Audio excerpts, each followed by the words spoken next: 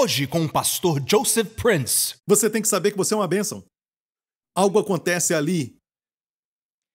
Sorria e diga, eu sou uma bênção. Ei, é isso aí. Amém! Glória a Deus. Quero te contar uma história. Uma história interessante. É uma batalha que muitos não conhecem na Bíblia, mas te mostra o que esperar na batalha. Uma batalha onde você conhece a história antes de Elias fazer fogo descer do céu para converter toda a nação de volta para Deus. E o Deus que respondesse por fogo seria o Deus de Israel, o Deus de Abraão, Isaque e Jacó. Que nome lindo! Deus de Abraão, Isaque e Jacó. Ele respondeu com fogo e então toda a nação, todo o povo disse para Deus, Yahvé é Deus! Yahvé é Deus! Toda a nação se converteu num dia pelo profeta Elias. Mas quase ninguém lê a batalha que vem depois. No próximo capítulo, uma batalha do rei da Síria se chamava Ben-Hadad. E Ben-Hadad era um tipo do diabo. E o que ele faz quando vem a você? Sabe esse Ben-Hadad? O rei da Síria no norte, ele desceu contra Israel. E nessa época, o rei de Israel ainda era Acabe. E era um rei malvado. Mas a nação tinha se arrependido e se voltado para Deus. Amém. E o Senhor se tornou Deus deles de novo. Aleluia. Então o favor de Deus estava ali. Mesmo o líder não sendo bom. Amém. E eles estavam debaixo de ataque. E Ben-Hadad veio e cercou a cidade. Vamos ler a história. E Ben-Hadad, rei de Arã ou da Síria, ajuntou todo o seu exército e havia com ele 32 reis. Olha, ele não foi sozinho, mas 32 reis havia com ele. Imagina, Israel estava em menor número, com menos armas, e olha bem, e cavalos e carros, e subiu e cercou Samaria e pelejou contra ela. Você se lembra, Gabriel, que fomos lá em março? E Samaria está numa montanha. Fomos lá e vimos o limite de Samaria. A Samaria de Acabe. Ok? Agora imagina aquele lugar todo cercado por 32 reis, liderados pelo rei da Síria, Ben-Hadad. E olha bem o que Hadad disse no verso 3. A tua prata e o teu ouro são meus, e tuas mulheres e os melhores de teus filhos são meus. Às vezes, quando você passa por uma luta, você ouve isso. O diabo vem e diz, sua saúde é minha. Seus filhos, sua família, são meus. Olha bem para o mundo, todos os valores. Eu estou invertendo todos eles. E branco se torna preto.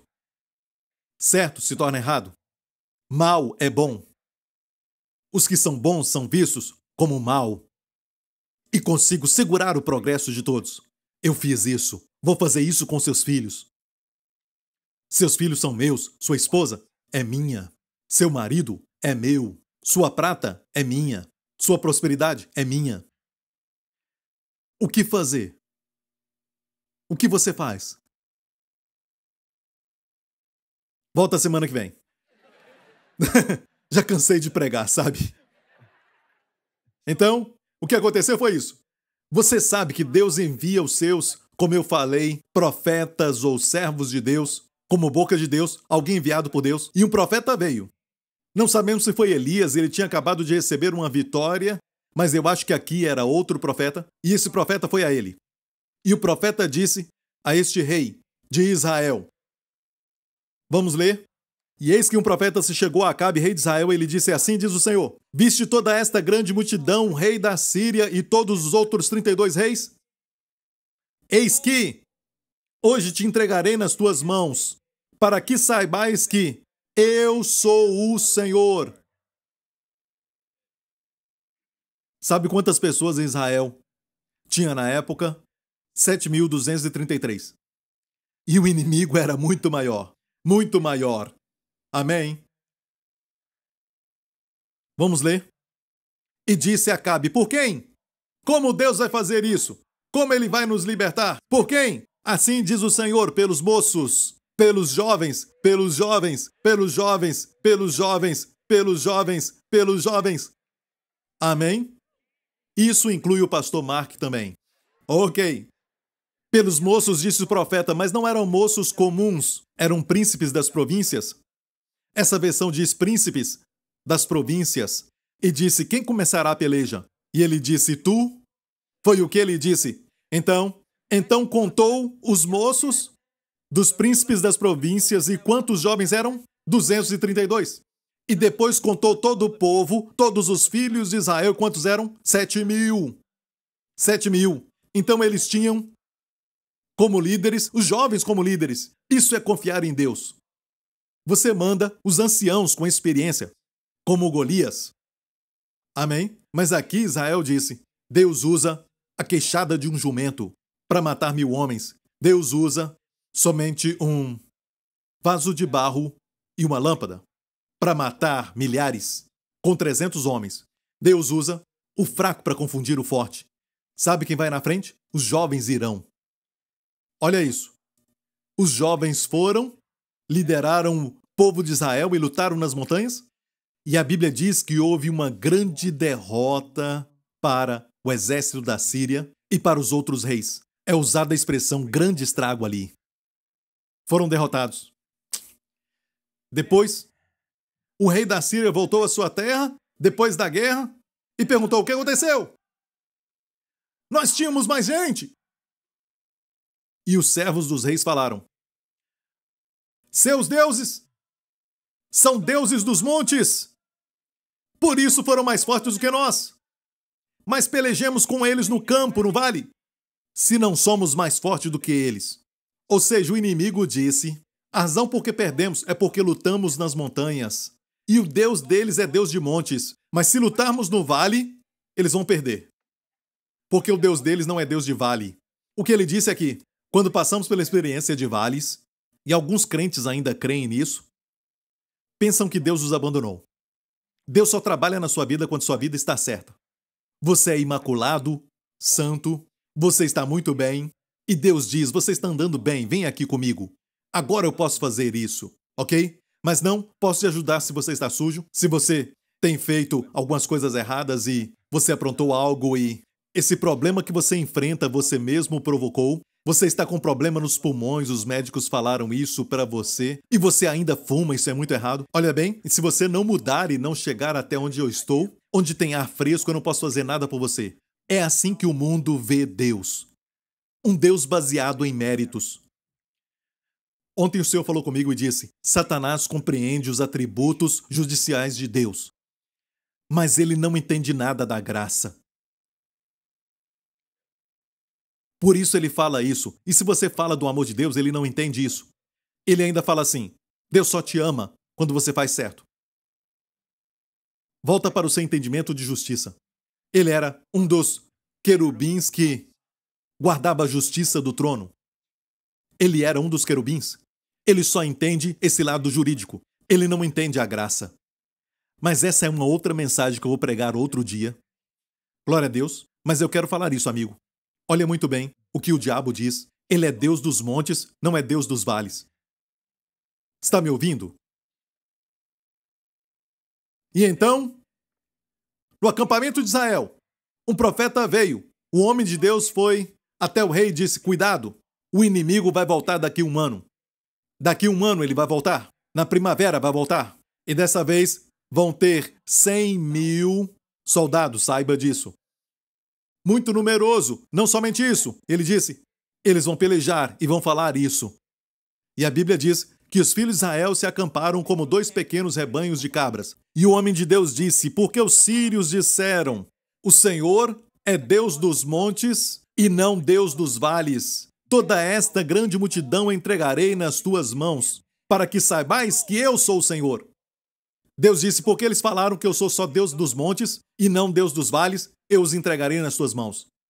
Para demonstrar que eu sou o Deus dos vales. Olha como Israel se acampou. Como se fossem 2 rebanhos de cabras. Mas os sírios enchiam a terra. Vamos ver o resultado, olha isso. E 7 dias estiveram acampados um defronte do outro, e ao 7º dia a peleja começou, e os filhos de Israel feriram dos sírios 100.000 homens de pé num dia. Olha, desta vez eles lutaram no vale. Mais uma vez Deus mostrou a si mesmo como o Deus dos vales. Sabe, é verdade que temos as nossas melhores experiências com o Senhor no topo da montanha. É verdade que nos evangelhos, por exemplo, no evangelho de Mateus somente, menciona 7 montanhas. E cada uma delas tem um significado. Jesus pregou um dos melhores sermões que o mundo todo conhece, chamado Sermão da Montanha. Jesus foi transfigurado em uma montanha. Vemos a sua glória na montanha. E quando nos reunimos na igreja, parece que estamos no Monte Sião, adorando a Deus. É verdade, a montanha é um lugar onde temos comunhão com Deus, recebemos vitória, vemos a sua glória. Mas sabe de algo?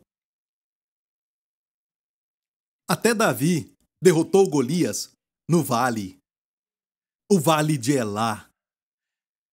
Deus deu a vitória onde? No vale. Jesus foi transfigurado numa montanha. No próximo dia ele desceu da montanha. Sabe por que ele desceu da montanha? Por causa de um garoto endemoniado.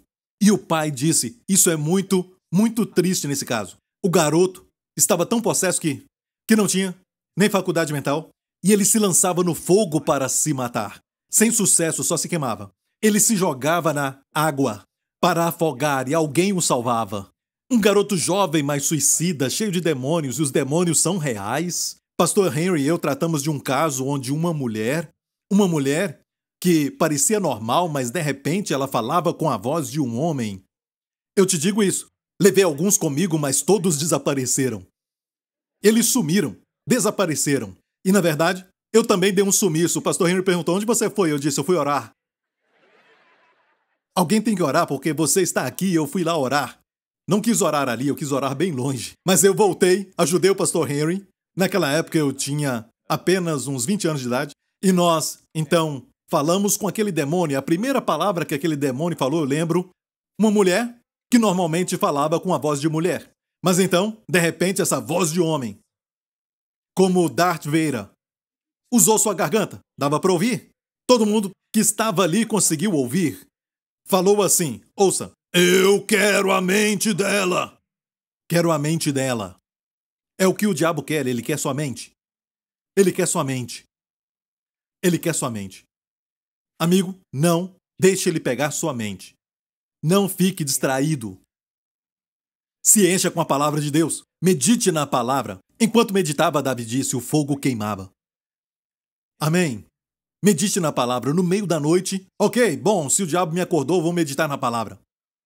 Amém, medite na palavra. Coloque o foco na palavra. Amém, está ouvindo, igreja? E olha bem, quando expulsamos o demônio em nome de Jesus, saia! Quando ele saiu, olha bem isso, a sala inteira. Deus sabe disso, a sala inteira. Pergunte também ao pastor Harry. Teve um cheiro de um caminhão de lixo que tivesse entornado todo o lixo ali na sala. Ficou com um cheiro horrível. Às vezes, na unção do Espírito Santo, eu sinto o cheiro de incenso. A fragrância do próprio Senhor. Amém? Mas demônios? São terríveis. Tudo bem, olha aqui, Jesus foi transfigurado, desceu ao vale por causa do garoto e libertou o garoto. Lembra disso? Sim, a sua melhor mensagem, o Sermão da Montanha, que até o mundo conhece. Mas olha isso, depois daquela mensagem a Bíblia diz, ele desceu da montanha e limpou um leproso. Aleluia! O nosso Deus não é só Deus dos montes, mas também é Deus dos vales. Posso ouvir um amém? Muitos anos depois, e esta é uma revelação nova. Você gosta de revelação nova? Enquanto eu preparava isso, o Senhor falou comigo. Eu já estudei essa passagem muitas vezes, mas não tinha visto. E o Senhor fez com que as escamas caíssem dos meus olhos. Olha aqui em Gênesis diz, Melquisedeque, rei de Salém, trouxe pão e vinho. Ele era sacerdote do Deus Altíssimo. Eu te falei que eles mataram 100.000 homens, não foi? Ok. E Melquisedeque é um tipo de Jesus, você sabe disso, o rei de Salém, o nome antigo para Jerusalém. E ele trouxe o quê? Pão e vinho para Abraão. Depois da batalha contra os reis, Abraão derrotou 4 reis. De uma vez, Deus deu a ele vitória. E o rei Melquisedeque, rei de Jerusalém, trouxe pão e vinho, é um tipo do Senhor Jesus Cristo. E as escamas caíram dos meus olhos. Já tinha lido isso antes. Jerusalém está numa montanha, Monte Moriá. E aqui diz, como você vê, que ele desceu ao Vale dos Reis. O Vale dos Reis é o Vale de Savé. É bem baixo, ou seja, ele desceu a montanha até o vale, onde Abraão estava, com a Santa Ceia. Quando você passar pela experiência do vale, participe da Santa Ceia. E não se veja levando a ele o pão e vinho. Veja a si mesmo, recebendo dele, ele te servindo, não você servindo a ele. Ele quer que você receba o seu amor. Amém? Eu pude ver isso. Olha bem, vamos ver o contexto. Olha o verso antes disso, 17. O rei de Sodoma estava ali. E era um problema. O rei de Sodoma representa o diabo. Saiu ao encontro de Abraão ao vale de Savé, que é o vale do rei. O Espírito Santo mencionou isso, o chamando de vale do rei. E o Senhor falou comigo que se tornou o vale do rei, porque antes era de trevas, mas agora não é, porque eu fui até lá. Por que isso é importante? Ou seja, Melquisedeque, ou seja, Jesus levou pão e vinho, desceu a montanha de Jerusalém, Monte Moriá, lhe desceu e deu pão e vinho a Abraão, que estava no vale de trevas. Aquele vale era um vale de trevas e agora se tornou o vale do rei. Anos depois, outro filho de Davi trairia seu próprio pai. E ele edificou um monumento, uma coluna, naquele vale. E aqui fala sobre isso. Absalão, quando ainda vivia, levantou para si uma coluna que está no vale do rei. E se você for a Israel hoje e for ao Vale do Rei, você vai ver isso que eu vou te mostrar agora. É a montanha onde está a cidade de Salém, Jerusalém.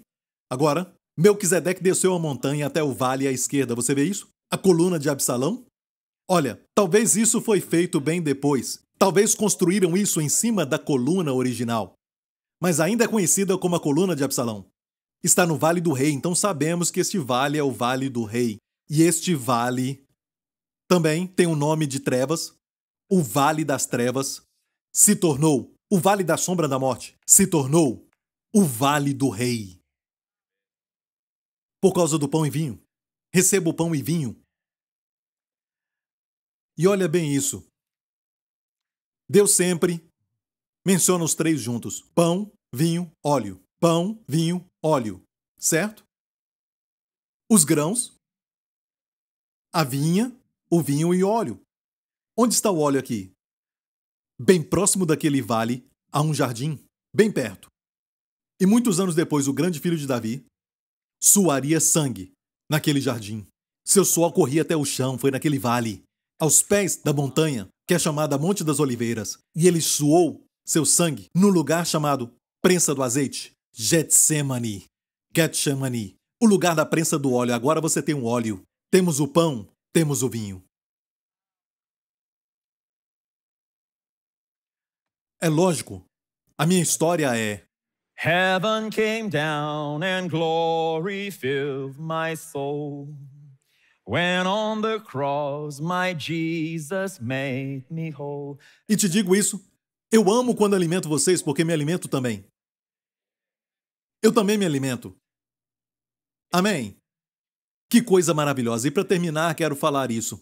Preste atenção. Olha bem, eu acabei de falar. Qual o verso depois do ainda que eu ande pelo vale da sombra da morte? Qual o próximo verso?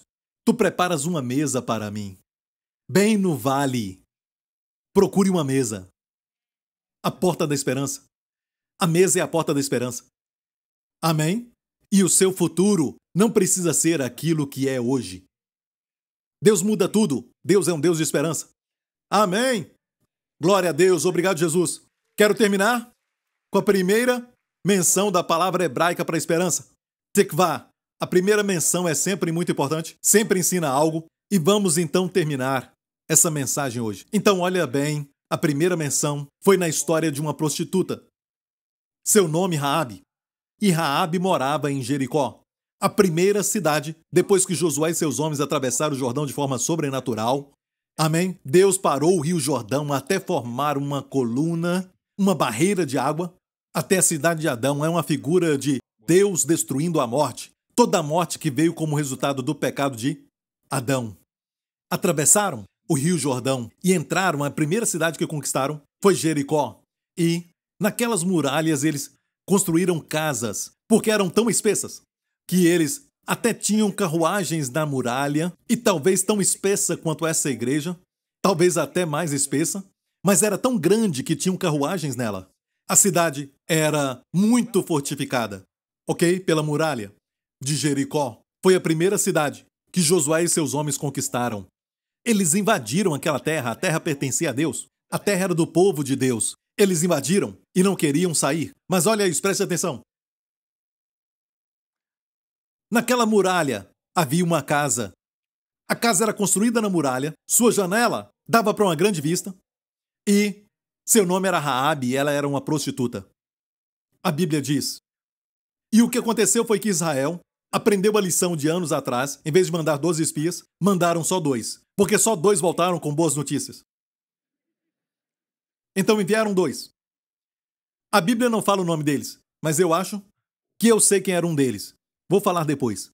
Então, 2 deles foram e, infelizmente, foram vistos pelos soldados, e os soldados os perseguiram, e eles tentaram encontrar os 2 na cidade de Jericó, mas não os encontraram, e eles foram para um lugar que os soldados não iriam, porque ninguém acreditaria que eles iriam para um prostíbulo.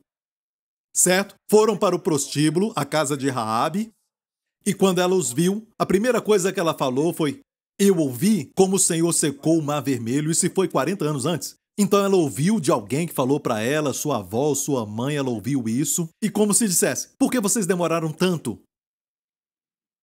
Foi por causa do pecado de Israel, sua descrença. Certo? E ela disse: é como se ela dissesse: eu já acreditava nisso, é como se o coração dela já estivesse inclinado ao Deus de Israel. E eles falaram: esconde-nos. Ela disse: me promete primeiro, se eu esconder vocês, quando vocês entrarem. Ela sabia que eles iriam conquistar. Ela sabia que Deus estava do lado deles, não do lado do povo dela. Ela sabia que o Deus de Israel é Deus verdadeiro. E a Bíblia diz, pela fé, Raabe, ela creu. Me promete que quando vocês entrarem em Jericó, vocês vão me poupar com a minha família. Meus irmãos, minhas irmãs, meus pais, meus avós, vocês vão poupar. E falaram isso para ela. É a primeira menção de Tikvah, esperança. Disseram sim, mas você tem que fazer isso. Eis que quando nós entrarmos na terra, atarás este cordão de fio escarlata à janela, por onde nós descermos, e recolherás em casa teu pai e tua mãe. Ela os desceu pela muralha com essa corda. Qual a cor da corda? Escarlata. O que é escarlata? Vermelho. É um retrato do sangue de Jesus. E a palavra fio é Tikvah. Tikvah é esperança. Você pergunta a um israelita hoje, para impressioná-los, diga: sabia que Tikvah é fio, certo? Mas também esperança. Se você está no poço, e está muito escuro no poço, e alguma coisa cai sobre você, uma corda, te dá esperança. Aleluia! E aquele fio te dá esperança, porque a cor do fio era vermelha. E vermelho representa o sangue de Jesus. Eu te falei que a esperança está no sangue de Jesus. É pelo sangue que ele liberta os cativos, prisioneiros da esperança. Aleluia! Aleluia! Amém! Então, olha, quando descermos pela corda, deixe, Raabe, deixe a corda vermelha na janela, e os soldados vão saber que tem que te poupar. Traga também seu pai e sua mãe, isso é evangelismo. Traga todos, todos eles, porque não vamos ser responsáveis se eles morrerem fora da sua casa. Ok? Junta todos. E por anos, ela olhou pela janela, esperando Israel chegar até eles. E ela não viu, ficou com medo. Ela tinha uma terrível expectativa de mal, de coisa ruim no seu futuro. Isto é o oposto de esperança. E no momento que ela viu Israel chegar, com as 12 tribos, e ela olhou para eles como uma televisão à sua janela, ela olhou e viu as 12 tribos de Israel, viu a coluna de fogo, a coluna de glória. Ela viu as 12 tribos acampadas lá e Deus com eles. Deus estava nas tendas. Naquele lugar ela sabia que eles iam perder e ela estava do lado da maldição. Ela sabia que o outro lado era abençoado. Ela não podia esperar nada a não ser destruição. A destruição já tinha chegado. Pense como ela estava. A destruição chegou. Não tem nada bom no futuro. Imagina. Muitas pessoas estão assim. Assim como eu poderia dizer Jacó, como Jacó. Lembra da história dele? Até ele pensou também que seu filho José tinha morrido. Enquanto isso, José estava reinando no Egito. E José então disse aos seus irmãos que não o reconheceram: me traga o irmão mais novo aqui, e vos darei pão. Não tem mais pão até o caçula chegar. Eles voltaram e falaram a Jacó. O governador disse que ele quer ver Benjamim. O quê? Olha o que ele disse. Tendes me desfilhado. José já não existe. E Simeão não está aqui. Agora levareis a Benjamim? Todas estas coisas vieram sobre mim. Se fosse chinês, diria: Tiema!